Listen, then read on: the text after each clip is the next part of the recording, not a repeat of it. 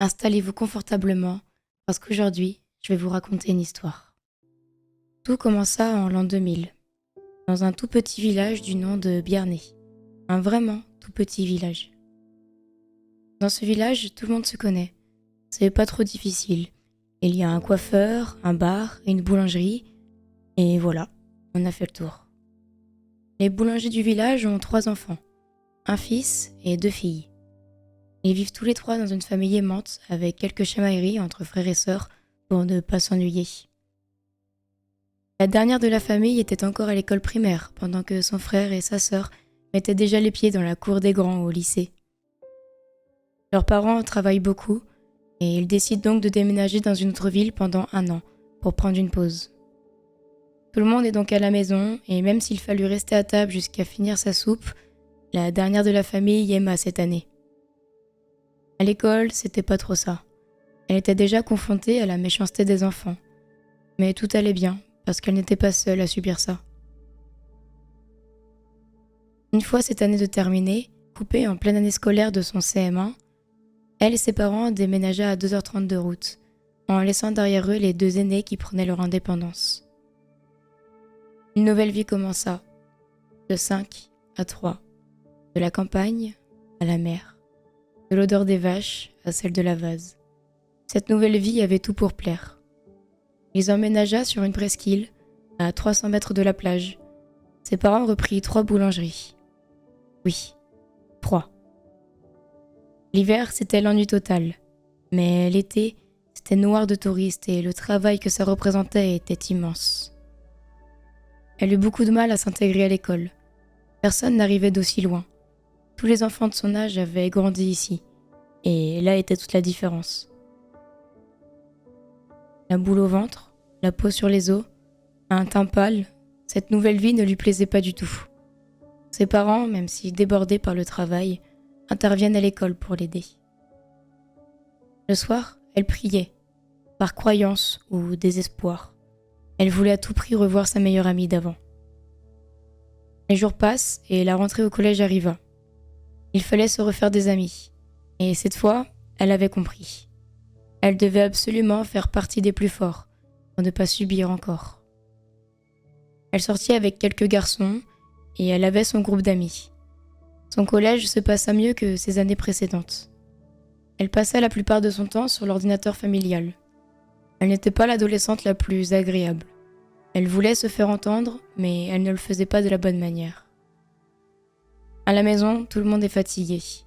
Ils se retrouvent le soir devant le JT, à parler du travail. Elle voit l'épuisement physique et mental chez ses parents, mais elle comprend surtout que les gens sont méchants. Elle comprend aussi que pour réussir, pour s'en sortir, il faut donner énormément. En 3e, première année où elle n'a pas de petits copains. Première année où elle commence à réfléchir vraiment sur ce qui l'entoure et sur elle. Elle commençait à se demander si elle pouvait sortir avec certaines filles de son école. Mais elle faisait que l'imaginer, sans trop vraiment comprendre ce qu'impliquaient ses pensées. Puis arriva le lycée. Tout changea. Elle rencontra un groupe d'amis dans lequel elle se sentait à l'aise. Pas de méchanceté, pas de jugement. Elle découvra l'amitié saine. Elle arrêtait de refuser les sorties et appréciait chaque moment avec ses amis. Elle découvrit aussi l'amour, mais il devait être caché, car elle avait peur que ça se sache.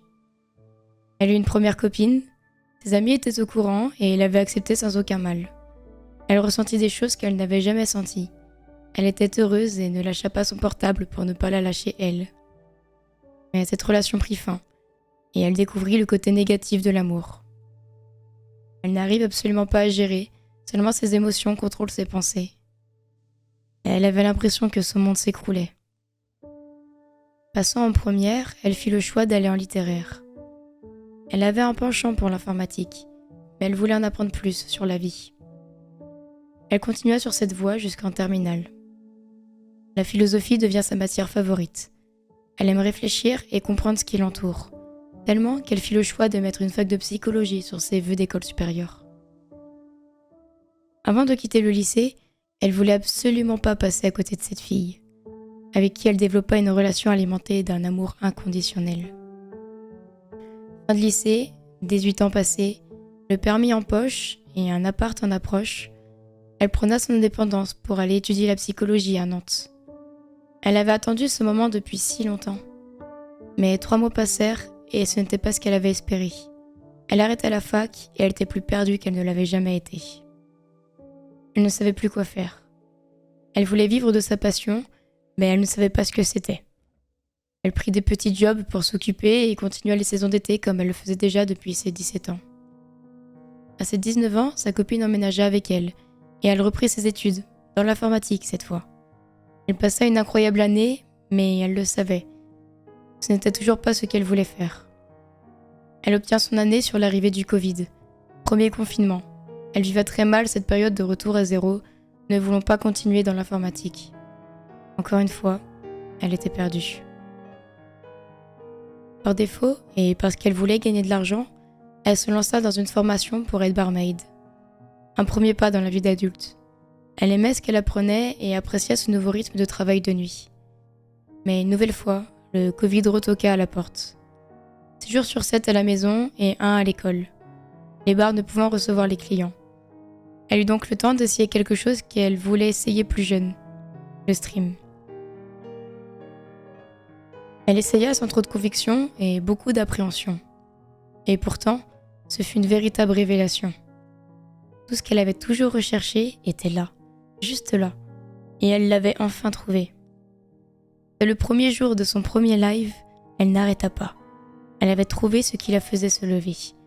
Elle arrêta sa formation pour s'y mettre à fond. Quelques personnes de son entourage sont frileux à cette idée, mais la majeure partie sont un vrai soutien pour elle. Ce n'est que le début, et pourtant, ils y croient. Elle avait enfin trouvé ce qui la faisait sourire.